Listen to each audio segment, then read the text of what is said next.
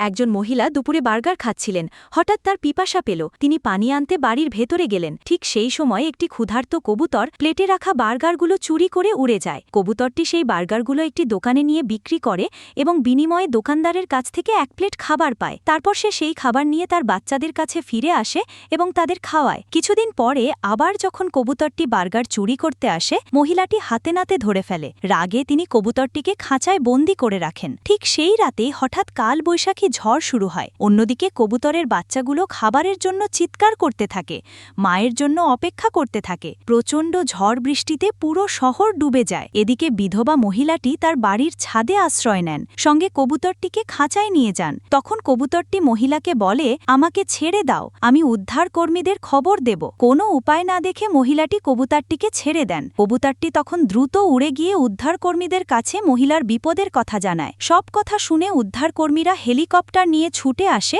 এবং মহিলাটিকে ছাদ থেকে উদ্ধার করে নিরাপদে বাড়ি পৌঁছে দেয়। মহিলাটি এমন বিপদ থেকে বেঁচে গিয়ে কবুতরটিকে আন্তরিকভাবে ধন্যবাদ জানান এবং তার বাচ্চাদের জন্য নিজের বাড়িতে জায়গা করে দেন। কিন্তু এই ভালো কবুতরের জন্যেও কেউ লাইক বা সাবস্ক্রাইব করল না।